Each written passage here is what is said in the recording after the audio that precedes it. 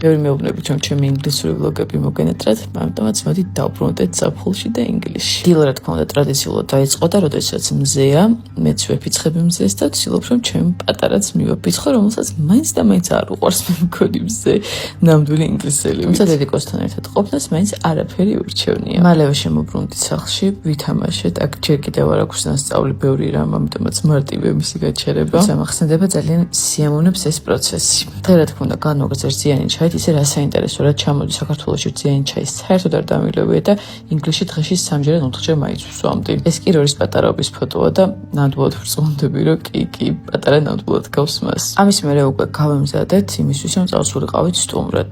რამდენიმე დღით ადრე შემეხმენა კეროლაინი, რორის მეგობრის დედა, მასზე უკვე მქონდა ვლოგი გაკეთებული, მართლა საოცარი ქალია და მოკლედ ძალიან უნდოდა ჩვენი ნახვა. მისი სახლი დაახლოებით 9 საათის სავალზეა ჩვენი სახლიდან, ამიტომაც გადავწყვიტეთ წავსულიყავით. გზად გავერეთ ქეითის ცხრებისთვის საჭმლის საყიდლად და მოვხვდით Seven Oaks-ში, რომელთან ახლოსაც არის სწორედ კეროლაინის სახლი და ეს სახლი არის ზღაპრული.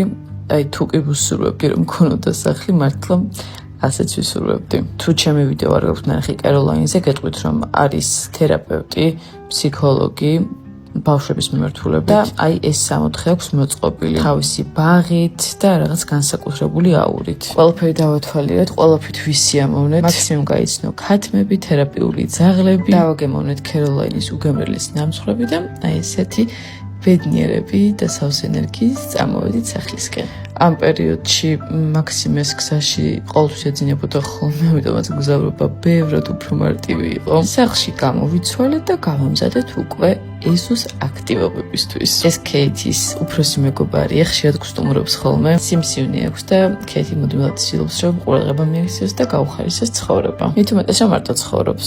ეს კი ჩვენი ყოველდღიური აქტივობა მოსესთან და ცხრებთან ერთად. მომდევნო წელს დარწმუნებული ვარ, როდესაც წავალ ზაფხულში და როდესაც უკვე ძალიან აქტიური იქნება მაქსიმე, განსაკუთრებულად ისიამოვნებს აი ამ პროცესით ცხრებთან და ძაღლებთან. იქამდე კი დედიკო და მამიკო გაერთნენ, თან ულამაზესი golden hour-ი იყო. განსაკუთრებულად აქ ის მიყვარს, რომ საღამოობით ყოველთვის გრილა, როგორც არ უნდა ცხელოდეს ხოლმე დღის განმავლობაში. ძალიან უაზროდ ვივახშმე, მაგრამ მიზარებოდა მეტი რამის მომზადება, რაღაცა იჯანსაღა. ჩემო პატარამ დაიძინა, ჩვენ ვუყურეთ ერთ-ერთ ინტელექტუალურ შოუს, როგორც ინტელექტუალებმა და ასე დასრულდა დღე.